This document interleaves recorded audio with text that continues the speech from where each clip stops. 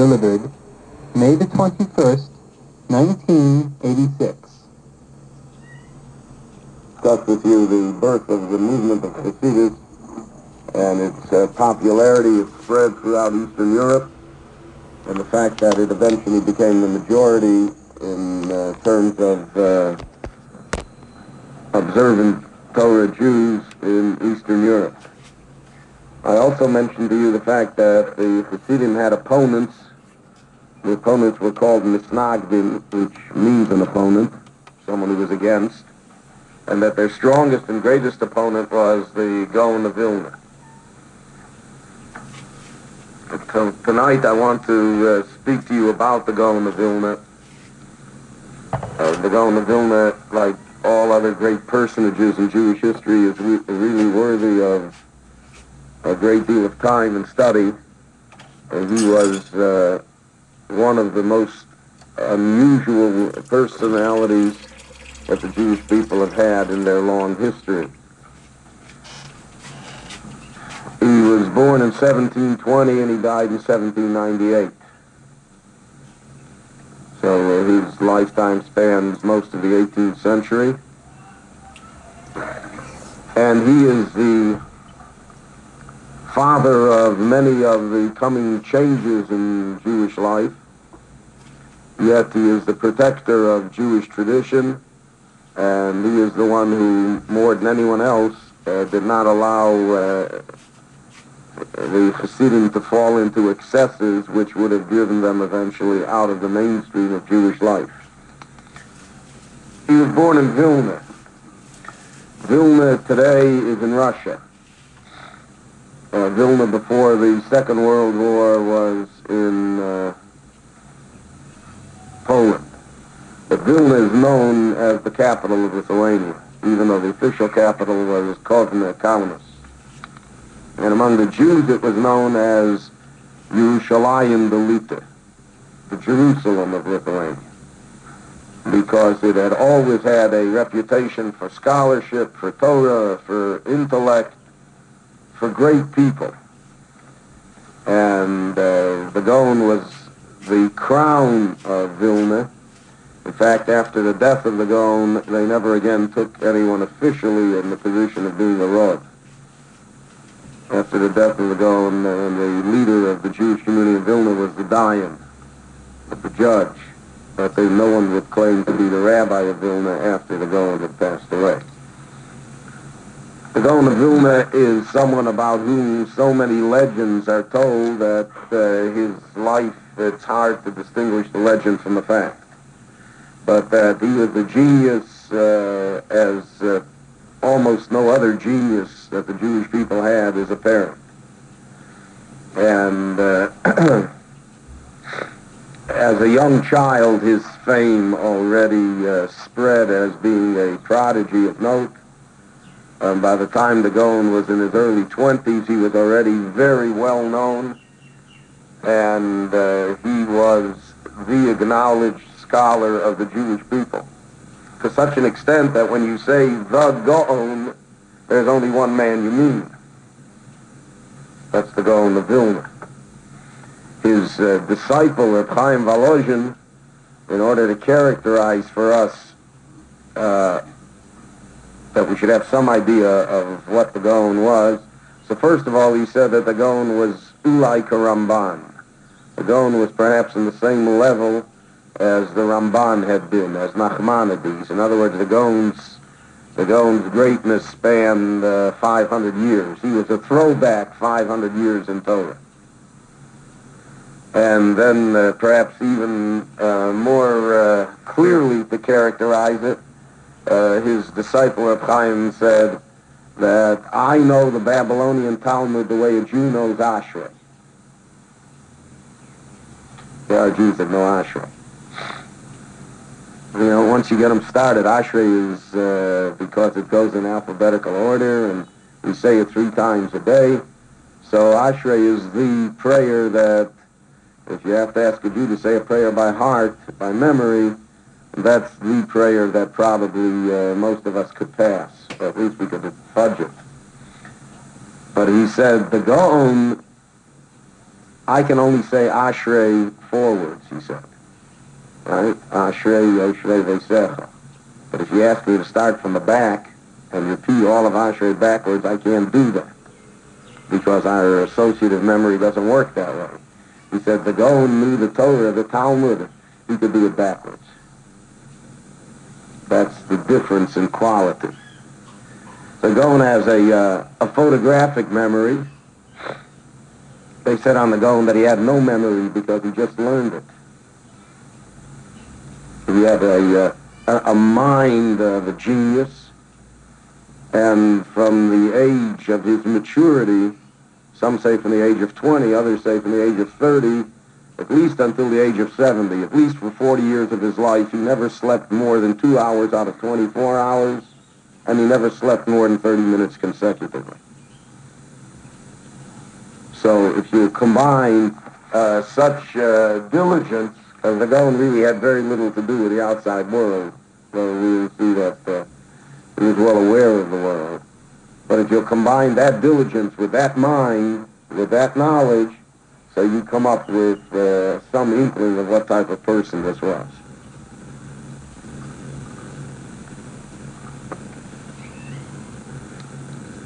We also have to know a little about the country that he lived in, about Lithuania, about the Jews in Lithuania. The Lithuanian Jews, not that they are much maligned, but they, by nature, they were a secretive, quiet, humble people. They did not make the noise that other sections of Eastern European and Central European Jewry made about themselves. And because of that, therefore, we don't really have the accurate picture of them that we should. There is, unfortunately, very little written about them even today. Two excellent works, both in Hebrew. One is a 2-volume work called Yahadus Lite, Lithuanian Jewry, which was published after the Second World War, and it was published as a memorial book for Lithuanian Jewry, because most of Lithuanian Jewry was destroyed in the war. They did not survive. Very few Lithuanian Jews survived. And the second book is a small paperback book by an author called Avraham Kariv, a very famous author in Israel. The name of the book is Lita Makurati, the Lita that I knew, my Lita, my Lithuania, which is a beautiful, it's 160 pages, a beautiful book about what Lithuanian Jewry was. The Lithuanian Jewry was poor, much poorer than, for instance, most of the Polish Jewry, certainly poorer than Hungarian and Czechoslovakian Jewry. That's because the country itself is a poor country. It does not have much in natural resources, had a great deal of wood and timber, swamp and water. Winter came the day after Sukkot, and did not. Summer came Shavuos. Summer was broiling hot, the winter was bitter cold. Nobody ever went to Lithuania for weather. That was not its specialty. And the Jews lived in the small towns in Lithuania. There were 2 large cities. The main city was Vilna, and the second city was Kovna. There also were smaller cities, Ponevich, which was a large Jewish city, and also Telz was like the county seat of a city. But you're not talking large numbers, relatively speaking. Before the Second World War, there were about 350,000 Jews in Lithuania. But the influence of Lithuania was as though it had millions of Jews, because intellectually Lithuania was the crown of Eastern European Jewry. And from Lithuania came tremendous amount of Torah, of literature, of yeshivas, and even in the later movements of Haskalah and secularization, the Lithuanian Jewish genius was present, and it was disproportionately present. Lithuanian Jews, aside from being poor, also were very stubborn. They were people who did not easily change their ways. They were not subject to whims or fashions. And a great deal of it has to do, again, with the Lithuanian non-Jew who was not of a very high caliber. There was very little ever to envy the Lithuanian non-Jew, and the Jews held him to be purely a peasant without really a culture that would attract the Jews. That was not the case, for instance, in Germany, as we saw. It was even not the case in Hungary and Czechoslovakia. In the Austro-Hungarian Empire, there was a culture, there was a style of living that could prove attractive to Jews. In Lithuania, the plain goy, the plain poyer, was not someone of importance or someone of rank, someone to consider. So the Jews lived their own life. And they lived their own life in little towns for hundreds and hundreds of years. My father-in-law should live and be well with a Rav in a town in Lita called Vashki. They had 41 Jewish families. They had 26 non-Jewish families. That was a town, and that was a rabbinus, it was a rabbinate, and people competed to become the rabbi in the town. And the Jews had lived there for almost 600 years. My wife always tells me that they had a non-Jewish neighbor, a girl, which the girl must have been 10 years old. My wife was 3 years old, so the non-Jewish girl from next door taught her the bracha to make on a rainbow, and taught her the rule that you don't make a blessing on a rainbow unless you see the whole rainbow. The Goyim knew the Shulchan Aruch in the Litvish towns. That didn't prevent them from destroying the Jews when the time came. But it shows how the Jews took root in those towns. So that even the non-Jews, their calendar was also the Jewish calendar. And the Jews did not converse in Lithuanian, though they knew words, they knew how to speak, but Lithuanian was not their tongue. Only Yiddish was their tongue, and the Lithuanian Jews had a special accent, which one can still hear today in their pronunciation of Hebrew and of Yiddish. They're famous for the sh and the s sound of saying the two, mixing the two. But they're also, but their ability to remain Jewish it was extraordinary. They also were people who had a very ironic view of life. They had a very sardonic, wry sense of humor. All the good Jewish jokes are almost all of them Lithuanian Jewish in origin. And they made up all sorts of folk sayings which really characterize life. And they respected scholarship. That was at the top of the list, and especially Torah scholarship.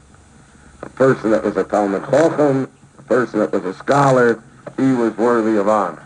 And since there were not many wealthy people, relatively speaking, wealth did not play that kind of a role. And if everybody is equally poor, then nobody's really that poor. It's only when one guy on the block gets a Maserati that we all have trouble. My car is a wonderful car, right? And then my neighbor bought a Jaguar, and then my car's a piece of junk. But if everybody has, the same Plymouth Reliant, or if everybody has no car, as was the case when I grew up, so then none of us felt deprived. In the yeshiva, if a guy doesn't have a car by the time he's 16, he is from the third world. He is deprived because there are 10 guys who have a car. So everything is relative, and therefore the climate and the economy of Lita fostered scholarship because it didn't have much else in life. And the height of achievement in Lithuania was to be a Talmud Chacham, was to be a scholar. was study, was literature, was the production of intellect. That was the treasure. Finally, in this thumbnail sketch of Lithuanian Jewry, they were very honest people. I don't want to say that chas v'sholem at the expense of other Jews. All Jews are honest. Just some are and some are going to be. But they all are honest. But in Lithuania, the Jews were very careful. But we'll see that that's why Lithuania was the most fertile ground for the Muslim movement to grow. It didn't grow anywhere else but Lithuania, because in Lithuania it found an audience. The Jews were extremely moral. They were very square people. I just want to read you an example from one of the great rabbis of Vilna, Moshe Ravkis. Moshe Ravkis was a rav in Vilna in the late 1600s. In other words, two generations before the Gaon. And he has a commentary to all of the 4 volumes of the Shulchan Aruch. The commentary is called the Berel Hagola. And the Berel Hagola refers, it marks the texts from which the author of the Shulchan Aruch, Abiyasif Kala, derived the halacha, how he decided. So if you want to look up the text, you want to look up his sources, because he had the Shulchan Aruch without footnotes. So in effect, what Moshe Ravkis did is put in the footnotes, which is no mean achievement of scholarship. So he writes, I just want to mention one item because it's so important, because it so reflects the attitude of Lithuanian Jewry and of the times. Because 99% of his commentary is just he tells you where to look it up. It's a footnote, look at this page of the Talmud, this page in the Bible, this page in the Mishnah. He very rarely goes out of his way to say anything that is more than just a bare text note. But here in his commentary to Choshen Mishpat, and it's there in the Choshen Mishpat, it would be Siman Shin Mem Ches. That would be 348. In the 348th category, in the beginning, he says that if a person finds an item which a non-Jew has lost, so there were those Jews who said that if a non-Jew loses something, or if a non-Jew makes a mistake, a monetary error, in your favor, you're allowed to take advantage of it. You don't have to give it back. So, for instance, if you walked into a store and you gave him a $10 bill and he, for some reason, gave you change for a 20, technically you would be able to pocket the extra $10. However, as a matter of practice, one is not allowed to do so. And he says here, in Hevzir Aveda Le'atim, if one returns the item that has been lost, or the extra money that was given to him by the non-Jew, L'Kadosh et Hashem, for the sake of God's name, today she Yisrael Yisrael, so that the non-Jewish world will recognize the special uniqueness of the Jewish people. The Yehudim Sheheim Baalei Amunah, and they will realize that the Jewish people are trustworthy. He said such actions are to be praised. And now he writes, I write this in my commentary for all generations to know. I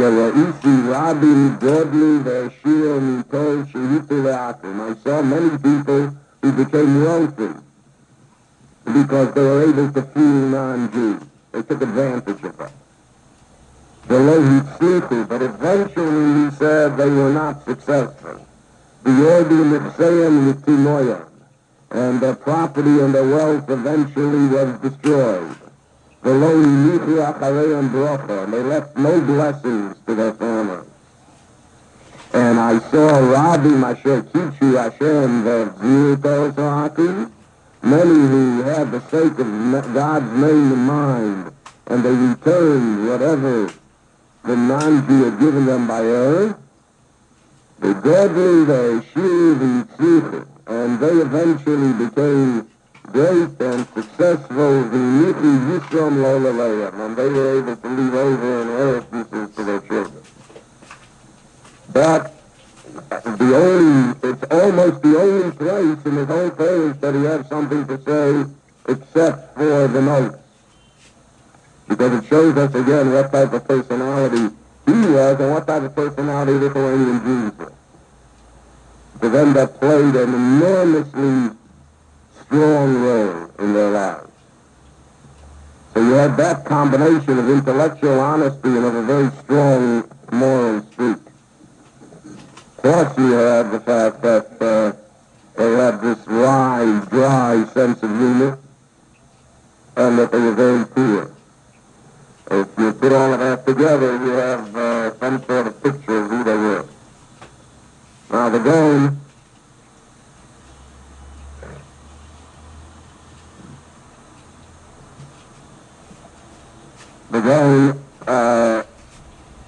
did many things in his life.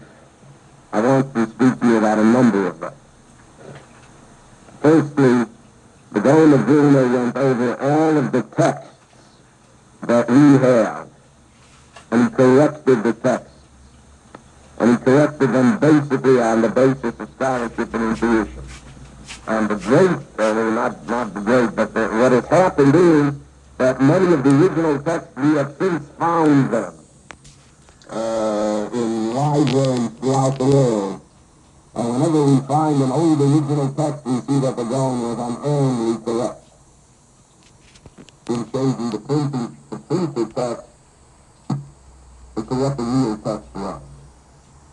What we would call the scientific edition of text. The Gaon undertook that. He undertook it for the Talmud, for the Yerushalmi, for the Tosefta, for the Zohar, for all the Midrashim, for the Shulchan Aruch, for Rashi, a monumental task. And he undertook it and he accomplished it. In fact, as I'll mention to you in a moment, the Gaon himself had a fascination with libraries and with ancient manuscripts and texts in order to get the correct text.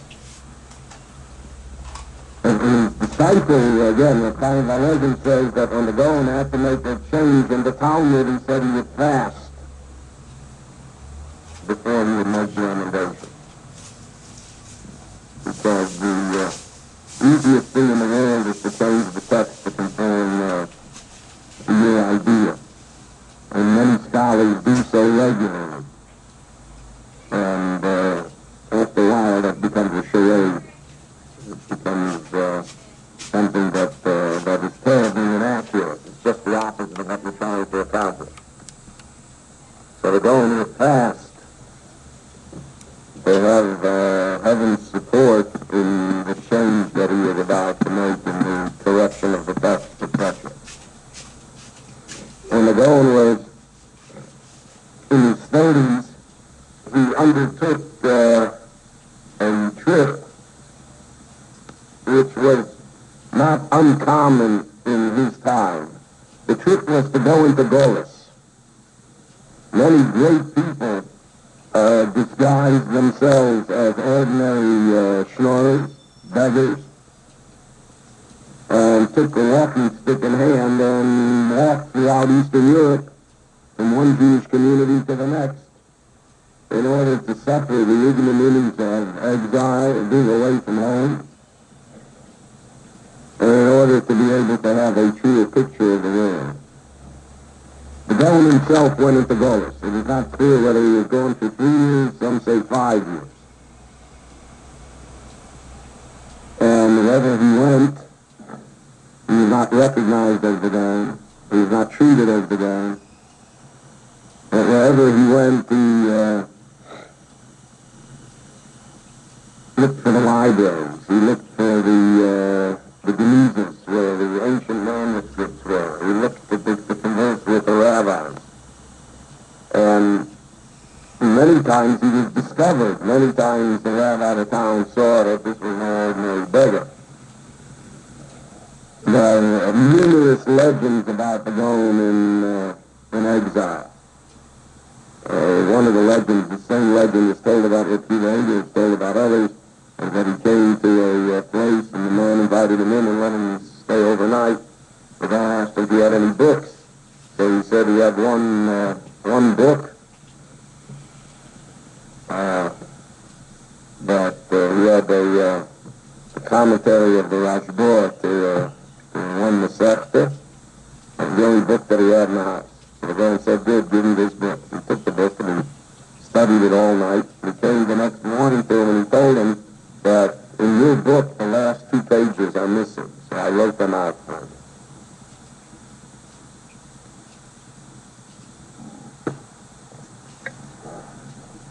In his wanderings,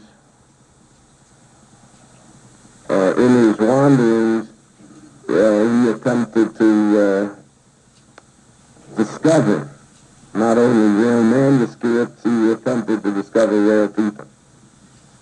Those people who he felt had potential for greatness, for Torah greatness, to encourage them, to strengthen them. Because many times there are great people who find themselves in small and unknown communities, as Rumsey, and they have not, they can become discouraged. They can feel unappreciated, they can feel that they're not going to ever get anywhere. And the Gaon looked for such people and attempted to strengthen them in knowledge of the Torah.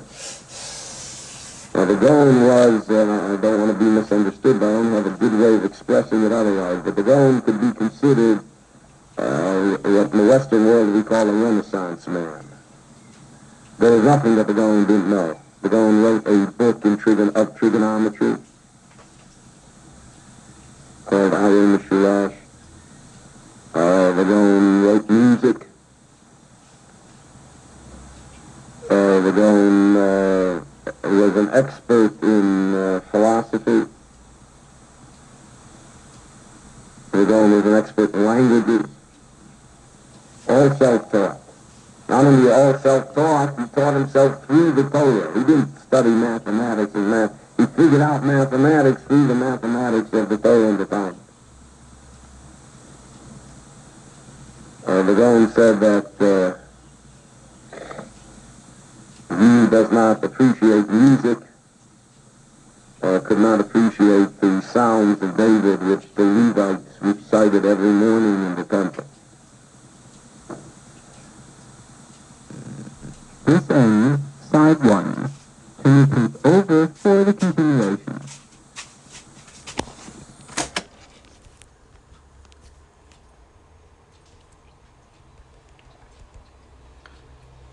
Did not advocate the study of philosophy for the masses, but as an intellectual pursuit, it's not popular, but it was quite common in that time and in that place in the world. The Gaon's interest in all of the sciences was based upon his hope for knowledge of the Torah. He said if one does not know mathematics, if one does not know astronomy, if one does not know science, then one cannot appreciate the Torah. And there are many subjects in the Torah which are sealed and closed from us. You see the Gaon's commentary to the laws regarding the Jewish calendar and regarding the new moon. You will see his approach to it as mathematical, with astronomy, with knowledge, with calculations. And the Gaon in the 18th century was a very modern man, if we could use that term in a very positive sense. He was a person that was well grounded in all fields of knowledge in the world. The Gaon also was the greatest Kabbalist of his time. even though he spoke out very strongly against the study of Kabbalah, and one of his main objections to Hasidus was its almost complete reliance on Kabbalistic ideas. But that's part of the paradox of the Gaon. The Gaon was not going to be destroyed, or rather he would be enhanced by the study of philosophy and by the study of Kabbalah. But the masses would be destroyed by the study of Kabbalah. And therefore he spoke out against it, even though he was one of the great Kabbalists. And during the same time, that was true of the Yaakov Emden also, was also a great Kabbalist, and he spoke out very strongly against the study of Kabbalah amongst Jews. The Gaon entered into the fray against the Hasidim not on the basis of first-hand observation, but on the basis of evidence that was brought to him by others.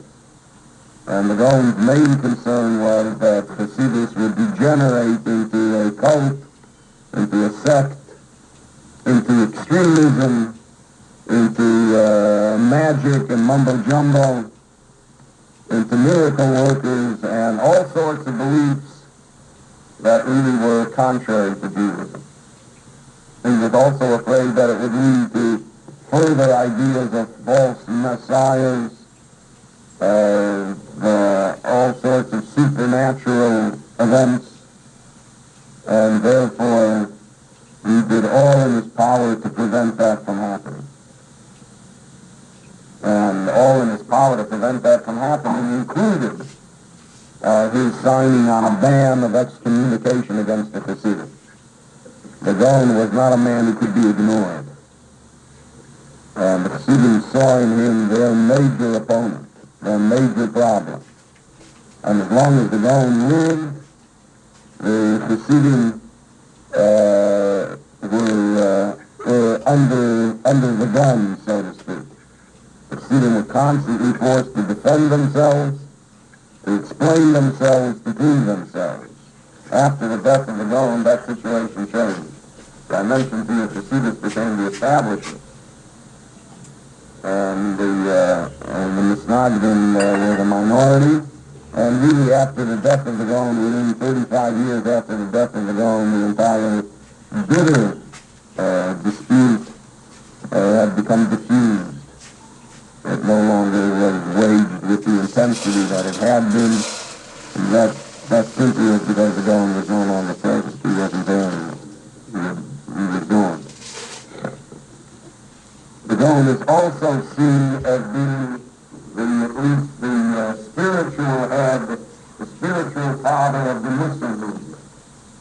I hope to discuss with you in a few weeks the Yisrael Salanta and the Muslim movement, which was one of the main great philosophical and social trends of the 19th century in Eastern European Jewry.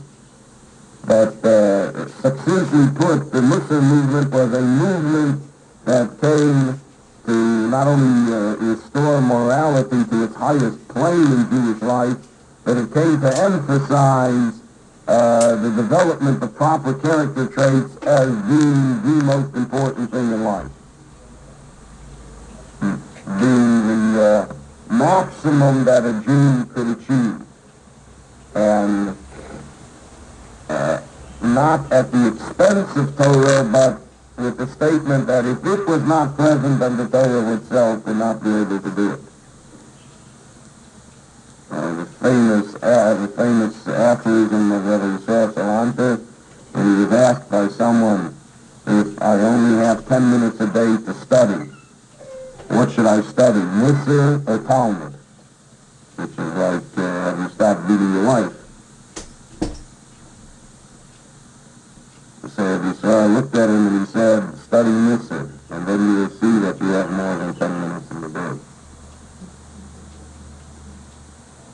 Well, that attitude of self-improvement, self-analysis, it's almost a psychological reworking of the person, which is what the Muslim movement does.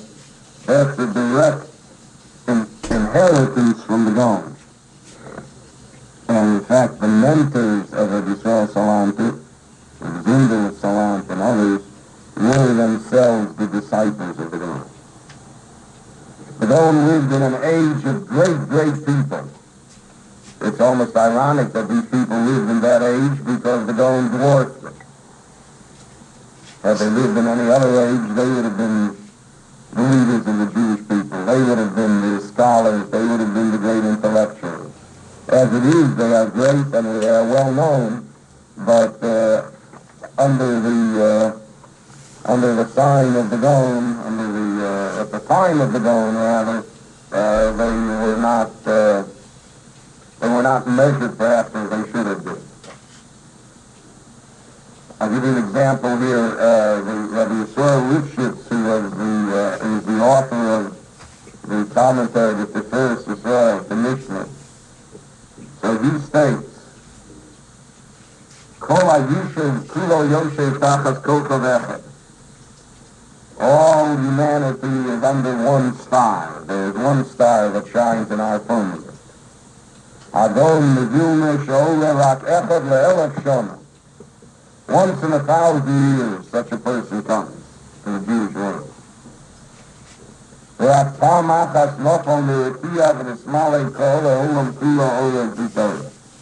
And once only in 1,000 years does this falling star come to earth and light the Torah for us in such a fashion.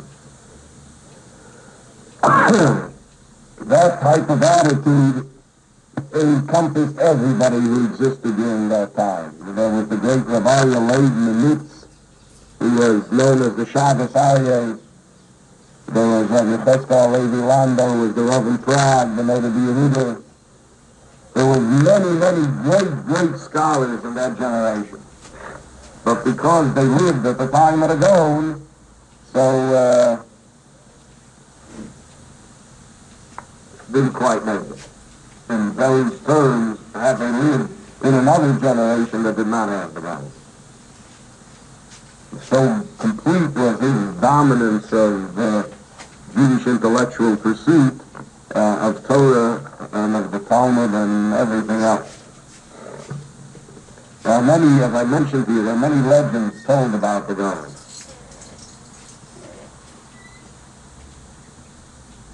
One legend is that he lived at the time of the Maggid of Vilna, the famous Maggid of Vilna, the little Yaakov Khan.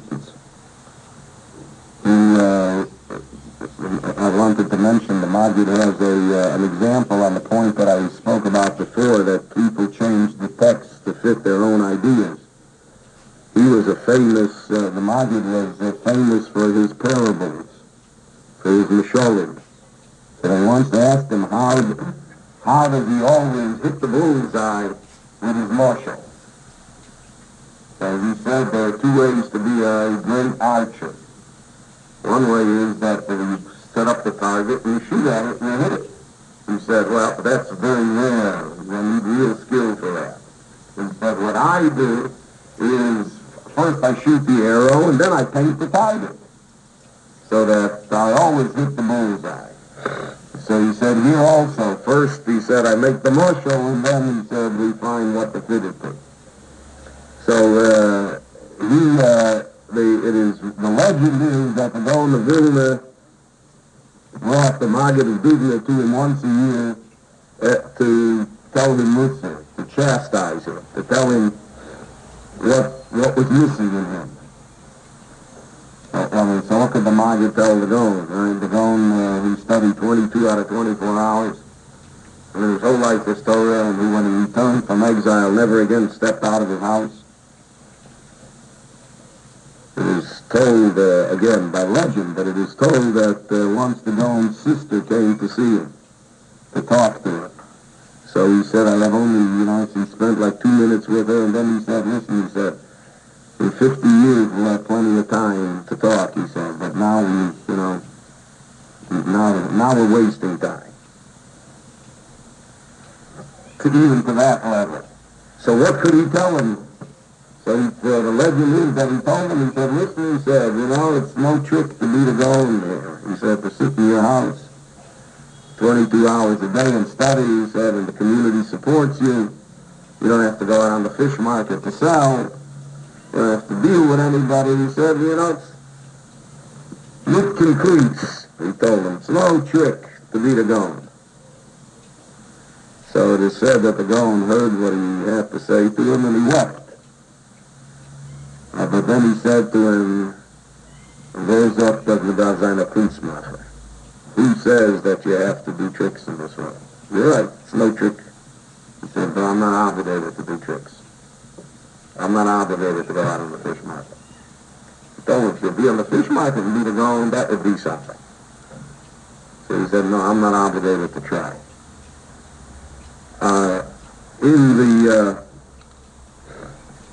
The Gaon was the father of what we would call today the yeshiva movement.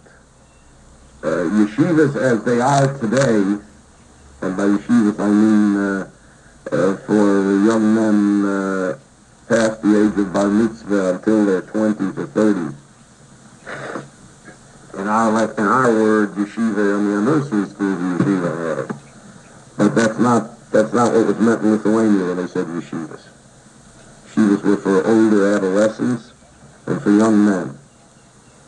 That's a rather modern occurrence. The history of the yeshivas as they are today really begins in 1825. It's only 116 years ago with the founding of the yeshiva in Volozhin by Rabbi Chaim of Volozhin, who was the disciple of the Gaon of Vilna. Again, legend tells us that he wanted to found it during the lifetime of the Gaon, and the Gaon did not allow him to do so.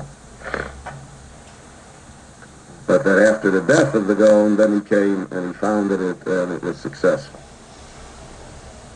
The idea of a set curriculum, the idea of educational methodology, the idea of a teacher teaching a certain number of students a certain amount of knowledge.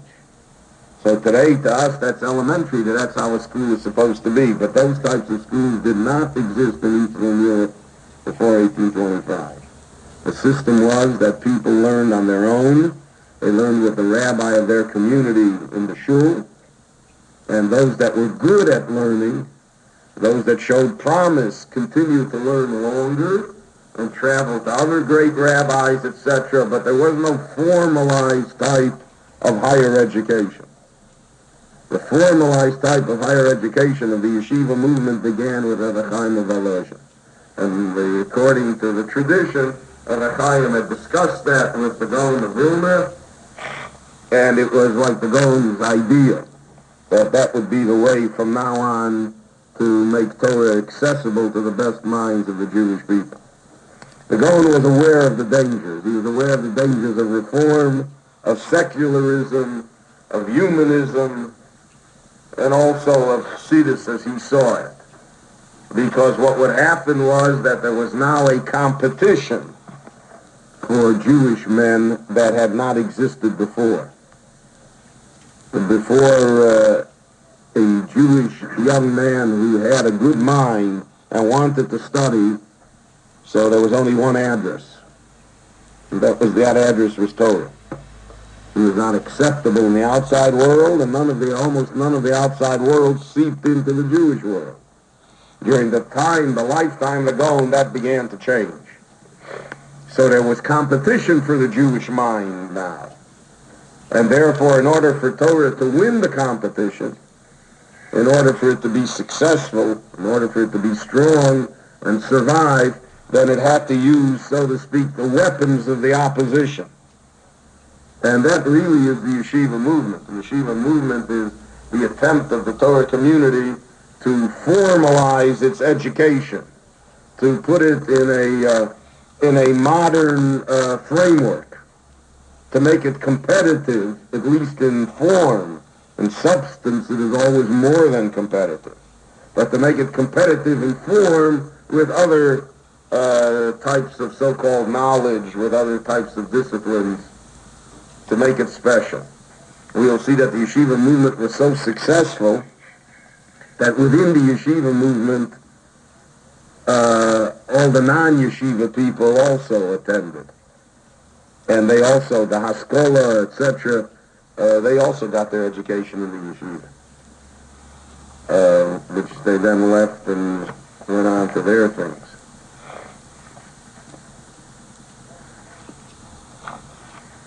The Gaon is famous for his interpretations of the Chumash and Tanakh and Talmud. Absolutely famous. There are a number of books that were written after his death by his disciples, and these books are still being written today. There are a number of small works that have just come out in Israel that almost on every word of the Bible and on every word in the Mishnah come and tell us what the Gaon said, what the Gaon saw in it.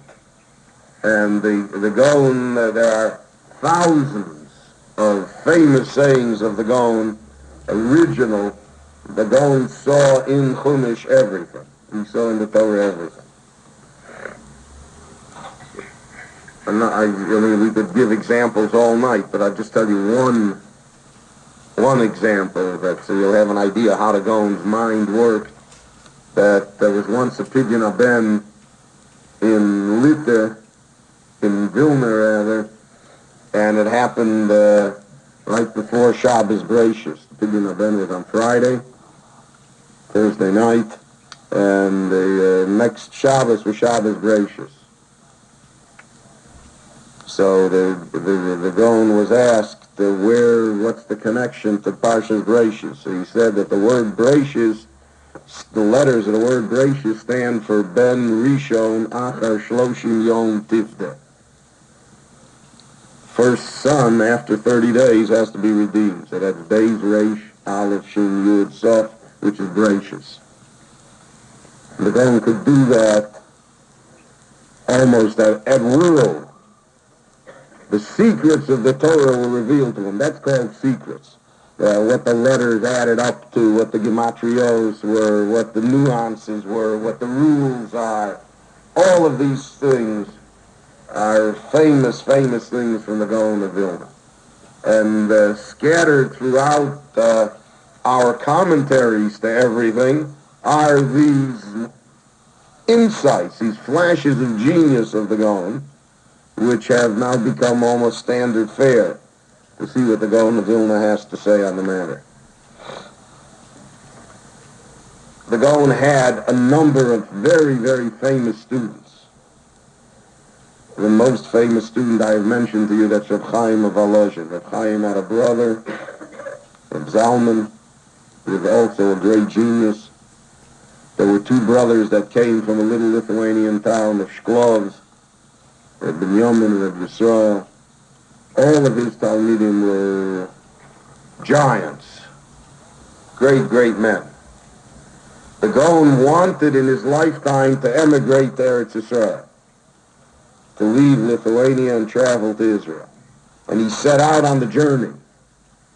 The legend is that he set out more than once, and every time something happened he couldn't leave, couldn't get out of the country. So it is, again, the legend has it that he said that he sees that from heaven they hold him back. From heaven they don't let him go to Eretz Yisrael. But his disciples went to Eretz Yisrael. And the Ashkenazic Jewish community, especially in Jerusalem, was founded by the disciples of the Gaon of Vilna. That's why if you go to Jerusalem today, you will find that most of the Ashkenazic customs in halacha and in prayer are the customs and prayer of the Gaon of Vilna. Because it was established by his disciples, so that Yerushalayim is to a great extent Minig Hagroah, the Gaon's decisions. The Gaon had his own a nusach of tefillah, of prayer, which is very close to nusach hari, very close to it. There's very, very strong similarities with nusach hari. In the yeshiva world, the Gaon's decisions and the Gaon's customs still exist in many, many areas. In prayer, in halacha, in how to pronounce certain words, to say Yiskadel v'Yiskadesh instead of Yiskadal v'Yiskadash. There are hundreds of such examples where the Jewish people generally retain their ancient custom, but Lithuanian Jews or in the Lithuanian yeshivas adopted the customs of the Gaon. And the influence of the Gaon was therefore enormous on his generation, on all later generations. But the strongest influence that he had was on the Chassidim. He turned them away from the path of extremism because they had to prove themselves. And because of having such a formidable foe, they were forced to come to terms with the criticisms that were leveled against them. Once they came to those terms, once they came to the answers, so then they were able to withstand even the Gaon's Cher, which in effect disappeared into thin air. It never was enforced, and just disappeared. We have only one portrait of the Gaon, and we don't know how accurate it is, but I'll show it to you at least. The famous portrait of the Gaon of Vilna that was made by a non-Jewish artist who saw him. The Gaon, when he died on Chol Hamoed Sukkos, was buried in Vilna. The great peace-loving, progressive, socialist state, after the Second World War, turned the entire Jewish cemetery in Vilna into a soccer field. But through the efforts of Rabbi Teitz and Elizabeth, 3 graves were preserved, one of which is that of the Gaon of Vilna. And a new monument is erected there, so right outside the soccer field. It's just, in case you have any doubts what the exile is. Huh? You were there. So the Gaon's grave is there. And the Gaon's family still exists through direct descendants and also through his brother Rabbi Avraham, has Lithuanian families that still exist. And there are many people who can trace their ancestry to the family of the Gaon of Vilna. And he became for the Ashkenazim, for the Misnagdim, what the Baal Shem was for Chassidim. With him, modern Jewish history in Eastern Europe begins, as far as the Misnagdim are concerned. And because of his greatness, he seals one era and he begins another era. This we also find in Jewish history, that many times the last person of the era is a throwback to the beginning of the era in terms of greatness. In our time, the Chafetz Chaim and other such personages, their greatness was such that they were a throwback to previous generations. The Gaon of Vilna is a throwback. He's not a man of the 18th century in terms of Torah. He's a man of the 12th, 13th century, 500 years before him.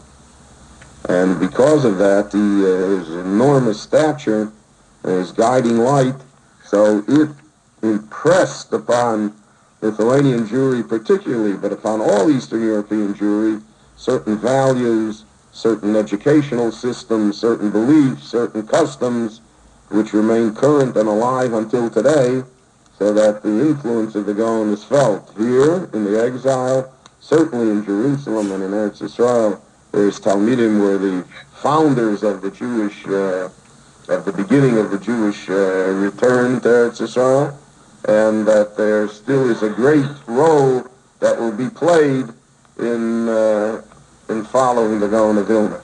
There is a famous work that was put out to the 150th Yortzeit of the Gaon in 1948. I'm going to show you what Jews are. In Sukkot 1948 was the middle of the War of Independence in the State of Israel. There were many Jews, if not most Jews, didn't have very much to eat. and the war raged all around, and Jerusalem was still being shelled day in and day out. But since it was the 150th anniversary of the Yortzeit of the Gaon, so Talmidei Chachamim got together and they published a 2-volume memorial to the Gaon of Vilna. In the middle of the whole, like that has nothing to do with anything, what the Arabs are doing, and we got to concentrate on our own. If you have a chance, I don't know if it's ever been republished, and maybe it has. It's called the Sefer HaGra, and it was put out by Moshe Rav Kook. It's 2-volume work on the Gaon. Everything you ever want to know about the Gaon, everything is in there. All of his works, his bibliography, the legends, the stories. An amazing, it's an encyclopedic piece of work. And from that, from the fact that it takes 2 very thick volumes of 800 pages each, just to tell us the story about him, so we have some appreciation of the man's greatness and of his influence until our time. This concludes the lecture on The Gaon of Vilna by Rabbi Berel Wein. For subscription reservation and further information, please contact the Yeshiva Sha'arei Torah.